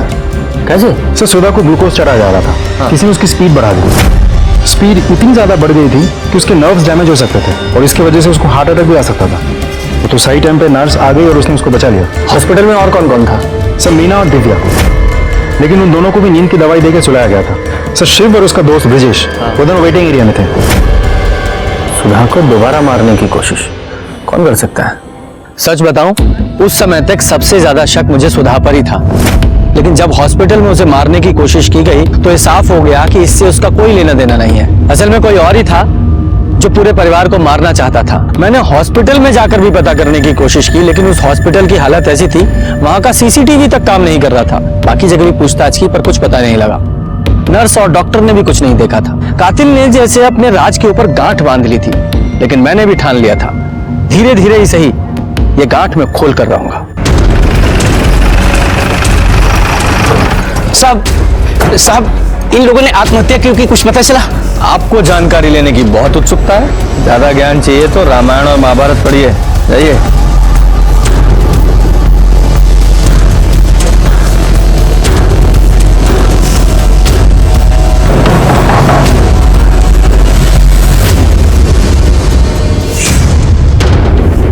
माफ कीजिए, मुझे पता है ये सही समय नहीं है, लेकिन मुझे आपसे कुछ सवाल करने हैं। उस दिन सलीम का डिलीवरी बॉय बिरयानी बाहर ही रख के चला गया था ना?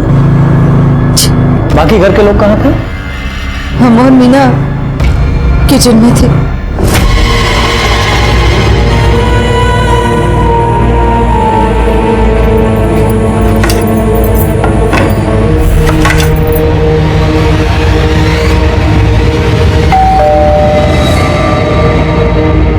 पतीला अंदर कौन लेकर आया था? हम लाए थे। दिव्या, को कोई काम बोलो ना, सारे काम हम ही करें, हम नौकर हैं क्या? अरे जाना यार, औरतों के काम मर्द नहीं करते, लेके आ चल। बड़ा या मर्द। अच्छा एक बात बताइए, बिरयानी मंगवाई किसने थी? जी हमने मंगवाई थी, हमें जॉब में इंक्रीमेंट मिला था। आप नौकरी करती है? जी हमने एमएससी की है, 1 साल से हम पैथोलॉजी लैब में काम कर रहे हैं। आप भी नौकरी करते हैं? नहीं सर, ये तो अभी पढ़ाई करती है और अभी इसकी परीक्षा भी होने वाली है। बेटा जाओ अंदर जाके पढ़ाई करो।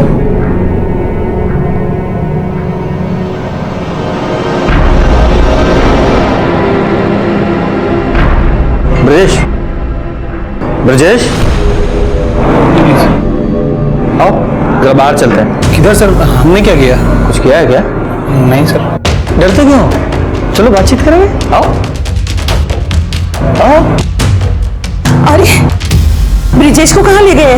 नहीं कोई बात नहीं, वो रेगुलर पूछताछ है। अरे भाई 2 चाय दो, और चाय से पहले थोड़ा पानी पिलाओ। हाँ तो बताओ, कब से जानते हो दिव्या को? क्या हुआ? अरे भाई प्रेम का वर्णन तो रामायण और महाभारत में भी है, ये छुपाया नहीं छुपता। और जिस तरह से तुम दिव्या को देखते हो, साफ पता चलता है उसे मन में चाहते हो, है ना? चाय गिलास भर के देना। क्यों ब्रजेश? जी हाँ तो बताओ, कब से जानते हो दिव्या को? बचपन से। हम 9th में थे, वो 5th में थी। हाँ, बचपन का प्यार है। नहीं दरअसल वो चाय ये सुधा जी का भाई नहीं दिखाई दिया आज अंदर? नाम क्या उसका? शिव। हाँ शिव। कोई पंगा है क्या? अब क्या बता, पहले तो अक्सर आता था। हाँ। लेकिन पिछले हफ्ते कुछ हुआ था शायद, तो वो दिव्या के पापा ने ना उसको घर आने से मना कर दिया था। घर आने से मना कर दिया? क्यों? मतलब बहन ने भाई को घर आने से रोक दिया है? सब इतना ज्यादा तो हमें पता नहीं, लेकिन हमने जब देखा था तो। अरे जीजा जी आप सुनिए तो सर, क्या सुनोगे तो निकल यहाँ से। और आज के बाद अगर कभी मेरी बेटी को आंख उठा के भी देखा ना, तो तेरी टांगे तोड़ दूंगा मैं। सर फाइनल पोस्टमार्टम रिपोर्ट और फॉरेंसिक रिपोर्ट आ गई है। हाँ तुम चाय पियो। हाँ sir. I am sorry sir. कोई बात नहीं। क्या है रिपोर्ट में? सर बिरयानी में मरकरी मिलाई गई थी। मरकरी? वो जो थर्मामीटर में पाई जाती है? जी सर। सुधा के घर वाली बिरयानी और जो बिरयानी पड़ोसी को दी गई थी, दोनों में मरकरी मिलाई गई थी। ये तो कोई साइंस का एक्सपर्ट ही होगा तो जहर के तौर पर मरकरी का इस्तेमाल कर सकता है। हमने एमएससी की, 1 साल से हम पैथोलॉजी लैब में काम कर रहे हैं। पुलिस ना तुम्हारे बारे में हमसे पूछताछ कर रही है। नहीं वो तुम्हारे अफेयर के बारे में कुछ पता नहीं चला है। अरे पुलिस स्टेशन में नहीं, यहाँ मीना घर के बाहर।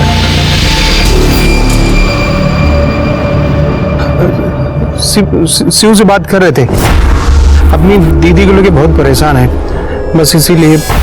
आजकल अच्छे दोस्त ढूंढने से भी नहीं मिलते। गुड, चलो।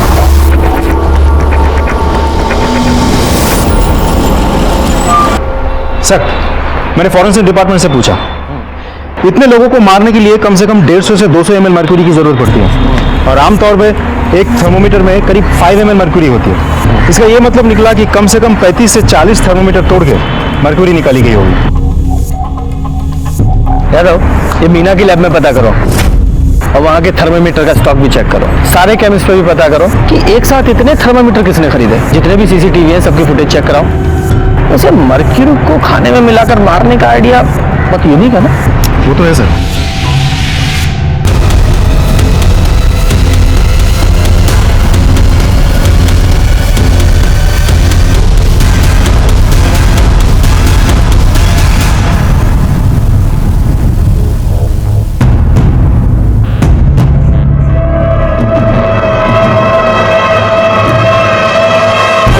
देखो हम बिजी हैं, घर आके बात करेंगे।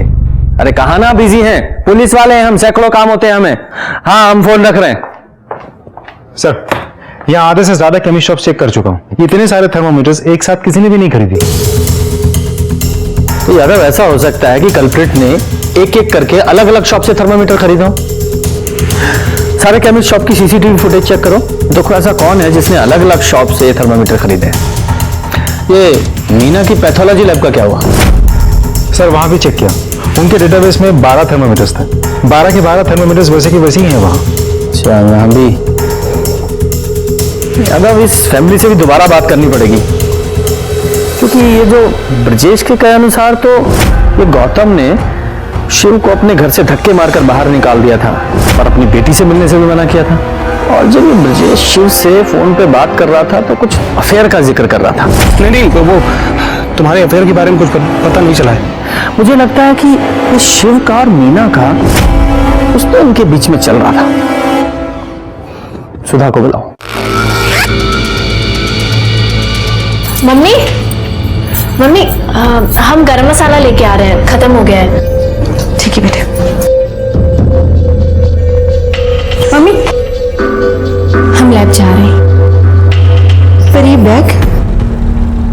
बैग लेके कहाँ जा रहे हो? इसमें क्या है? वो लैब से हमारे दोस्त का कॉल आया था, कह रही थी कि लैब की यूनिफॉर्म चेंज हो गई है, तो पुराना वाला वापस करके नया लेना होगा।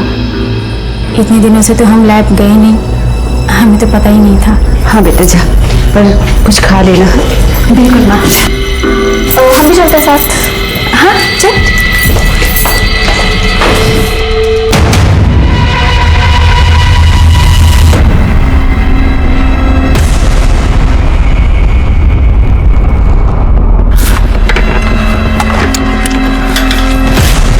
ये पकड़ो। हाँ, आप फरीदाबाद चले जाओ, हमारे घर में आराम से रहो। यार हमें ये सब चीजें ठीक नहीं लग रहा है। अब दीदी से अभी भी बात कर सकते हैं ना। जीजा जी, दादी और सौरभ को प्रॉब्लम थी, अब तो वो रहे नहीं। अब क्या दिक्कत है? मतलब ये सब तुमने? अरे नहीं, मैंने नहीं किया। ये सब में मेरा कोई हाथ नहीं है। अगर करते ना तब भी हम तुम्हारी मदद करते। अब एक काम करो, जल्दी करो, वो आने वाली होगी, तुम लोग को जल्दी यहाँ से निकलना है। सुनो, एक काम करो, अपना फोन बंद रखना है, और हाँ उससे बोल देना कि वो अपना फोन बंद रखे, ठीक है? थैंक्स यार। आ गई। अब जाओ आराम से, शादी वादी करो। है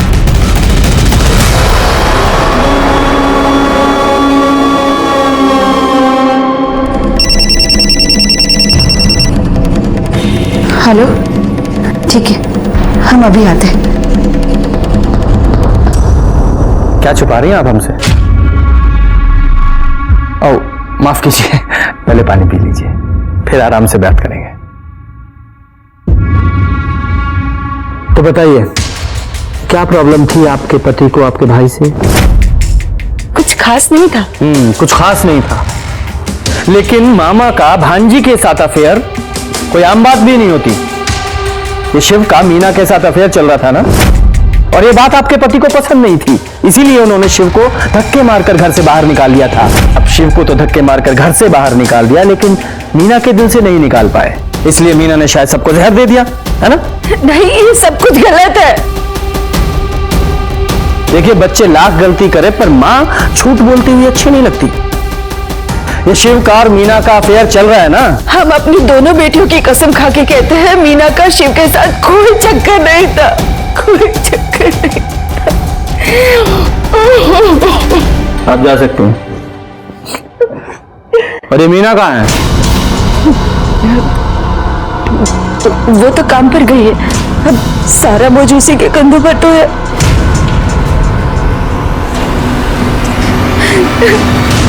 सर मुझे नहीं लगता ये औरत झूठ बोल रही थी, पर पूरी तरह सच भी नहीं बोल रही थी, कुछ ना कुछ छुपा जरूर रही है। यादव, मीना को बुलाओ।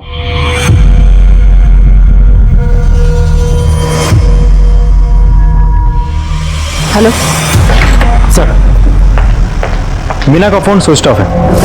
कई बार मैंने नंबर ट्राई किया, लेकिन उसका फोन लगातार स्विच ऑफ आ रहा था। फिर इंटरनेट से उसके पैथोलॉजी लैब का नंबर लगा के जब मैंने बात की तो पता चला कि वो वहां से ये बोल के निकल गई कि उसकी तबीयत खराब थी। यादव, ये कहीं मीना शिव के साथ भागने का प्लान तो नहीं कर रही है, या भाग ही गई हो? पता करो ये शिव कहाँ है।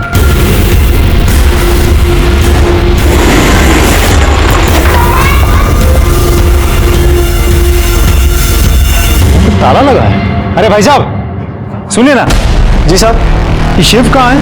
करीब 2-3 घंटे पहले यहाँ से निकला था साहब, शायद जल्दी में था। सामान वामान साथ में लेके गया है क्या? हाँ साहब, एक छोटा बैग था शायद। आया था, बोलो। सर, शिव भी गायब है, उसे घर पे तो ताला लगा हुआ है। हाँ, दोनों साथ में ही होंगे। और अब तो मुझे पक्का यकीन है कि इन दोनों ने ही मिलकर खाने में जहर मिलाया था। यादव, ये शिव की घर की तलाशी का सर्च वारंट निकलवाओ।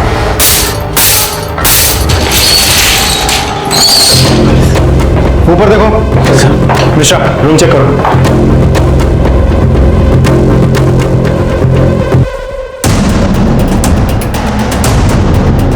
सर, ये 3 थर्मामीटर मिले।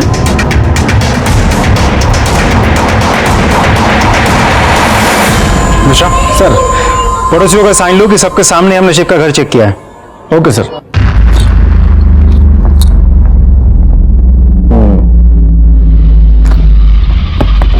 यादव, मेरा शक सही है।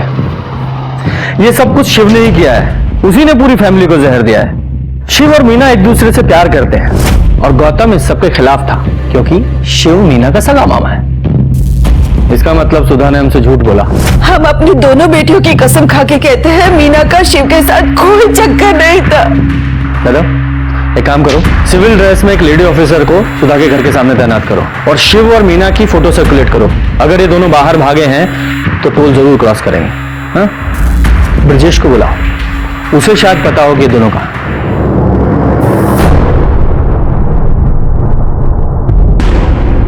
सर, मेल मुझे मिल गया है। हाँ। इसकी कॉपी में आप सर, आपने बुलाया हमको? हाँ जी ब्रजेश जी, बुलाया। देखिए, दोस्तों की तो आप बहुत मदद करते हैं, अब हमें भी दोस्त समझकर कुछ मदद हमारी भी कीजिए। हम कैसे मदद कर सकते हैं सर? सच बोलकर। शिव कहाँ है? पता नहीं, कल मिला था हमको, इसके बाद दिखा नहीं। तो फोन कीजिए भाई और स्पीकर पर डालिएगा।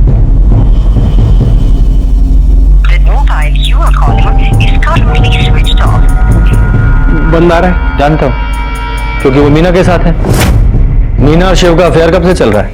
अफेयर नहीं, शिव का मीना के साथ कोई अफेयर नहीं चल रहा है। तो किसके साथ चल रहा है?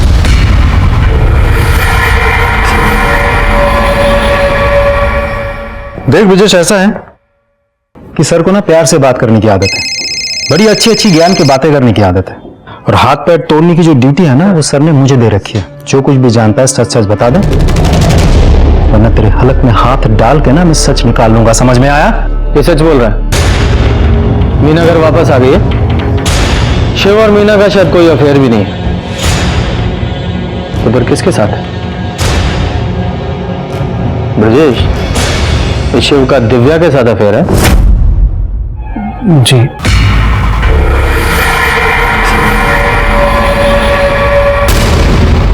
तुम जाओ।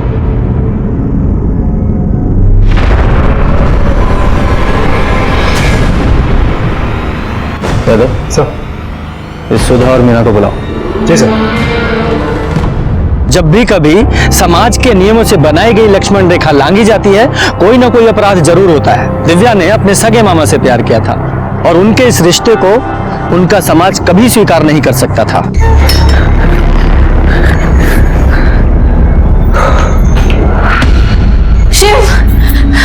तुम ठीक हो शिव?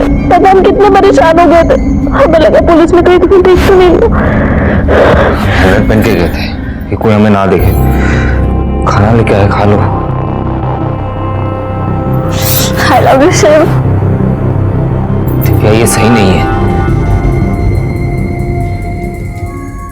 हमें तुम्हारे घर वालों को जाके सब कुछ सच सच बता देना चाहिए। क्या बता देंगे?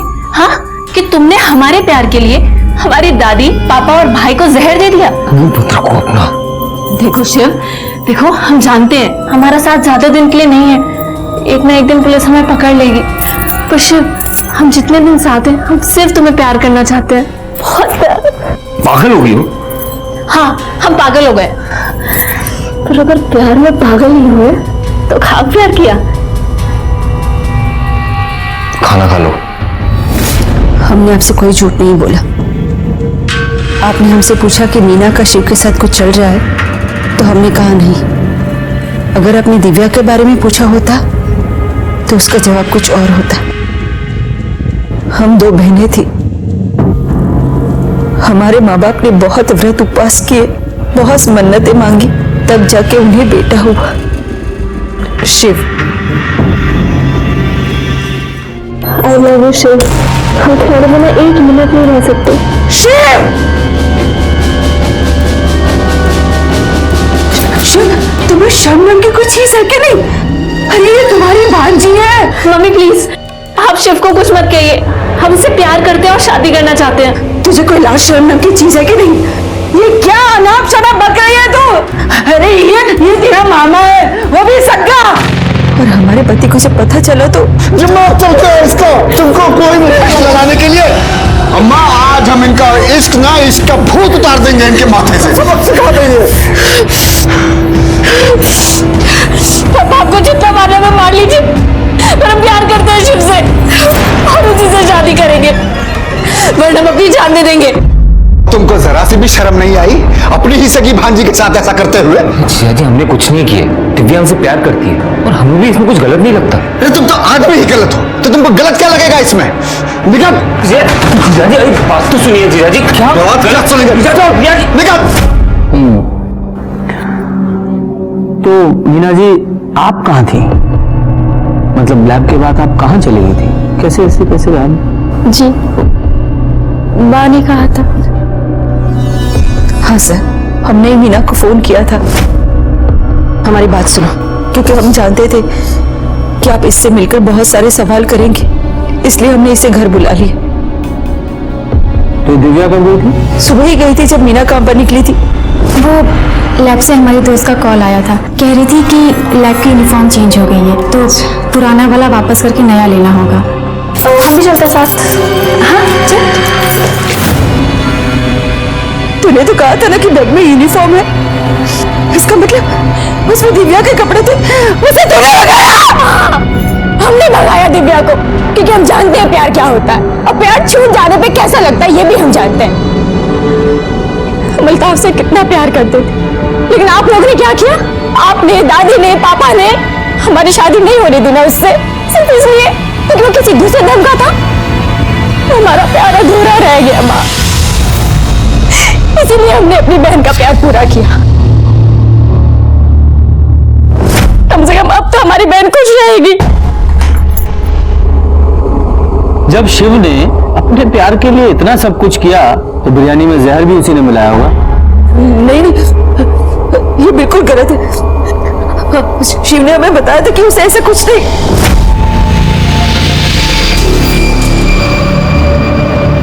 शिव, दीदी हम जानते कि पुलिस हमारे बारे में पूछताछ कर रही है, लेकिन हम आपको सर की कसम खा के कहते हमने कुछ नहीं किया दीदी। हम जानते हैं, पर भगवान के लिए तुम हम सबसे दूर रहो। तुम्हारे दिव्या के बारे में अगर लोगों को पता चल गया ना तो बहुत बदनामी होगी। अगर शिव ने नहीं किया तो दिव्या ने किया होगा। दिव्या ने बिरयानी में जहर मिलाया, दोनों की मिली भगत थी, दोनों ने पूरी फैमिली का मर्डर प्लान किया था।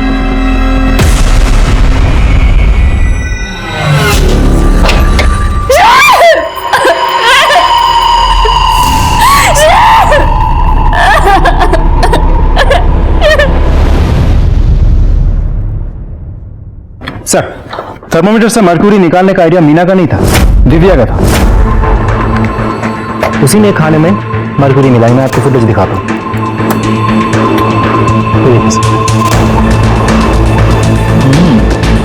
ये दूसरी, फिर ये फुटेज। सर, ऐसे कुल मिला के 39 केमिस्ट शॉप्स की सीसीटीवी फुटेज हमने कलेक्ट किए। सारे फुटेज में दिव्या हर एक दुकान से एक एक थर्मोमीटर खरीदते हुए दिख रही है। उसने एक एक दिन करके एक एक थर्मोमीटर खरीदी, उन सबको तोड़ा और बिरयानी में मरकुरी मिला दी। सर, फरीदाबाद में एक मर्डर हुआ है, विक्टिम की फोटो सर्कुलेट की है वहां की पुलिस ने। शिव जैसा लग रहा है सर, ये देखिए।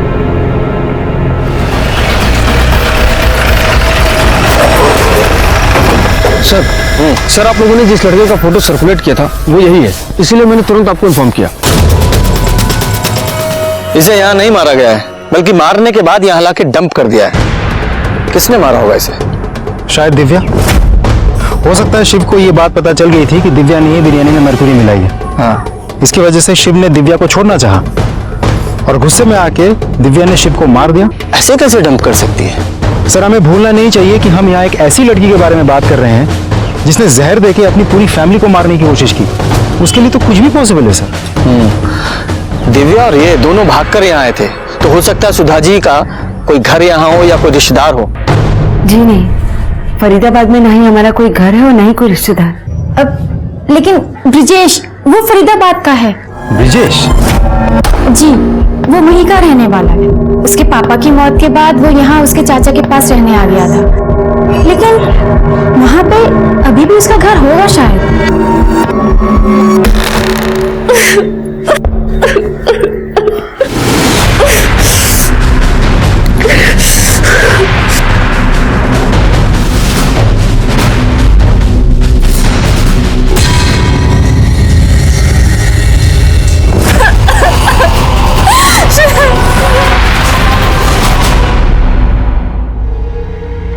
क्या हुआ? कहा इतना परेशान हो रही हो? सब कुछ वैसे ही तो हो रहा है जैसा तुम चाह रही थी। तुम शादी करना चाह रही थी, हो तो रही है तुम्हारी शादी, बस दूल्हा बदल गया है। और सुनो ना, अब जल्दी से ये पहन लो और रेडी हो जाओ। कभी नहीं, हम तुम जैसे घटिया इंसान के साथ कभी शादी नहीं करेंगे। हम पुलिस को सब बता देंगे। आने दो पुलिस को, और जब तुमको पकड़ के ले जाएगी ना, तुम्हारे वो क्या भाई दादी और प्यारे से पापा की मारने के जुर्म में, और अब तो वो शिव, उसकी भी मौत का इल्जाम ना तुम्हारे सिर पे है। कैसे रह पाओगी जेल में? हाँ,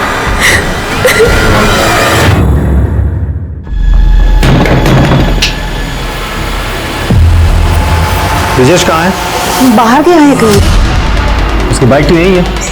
झूठ मत बोलिए, सच सच बोलिए, ब्रिजेश है कहाँ? झूठ नहीं बोल रही हूँ मैं, अपने चाचा की कार लेके फरीदाबाद गया है, घर है हमारा वहाँ। अच्छा, एड्रेस दीजिए।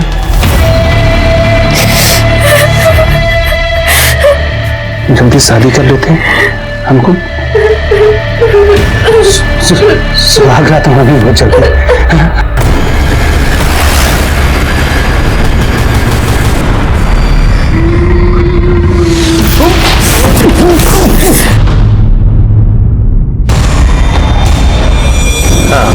गाड़ी का नंबर नोट करो, UP 14K 3490 सिल्वर डिजायर। अगर मुझे अपनी जान नहीं बना सकती हूँ ना तो मत बनाओ, लेकिन एक रात के लिए मेरी। हमसे शिव से प्यार करते और हमेशा करते रहेंगे। हमने तुम्हारे कहने में अपने परिवार को जहर दिया, शिव के साथ रहने के लिए, तुम्हारे साथ नहीं। हमने कभी तुम्हें इस नजर से नहीं देखा और अब तो तुमसे नफरत करते हैं, नफरत।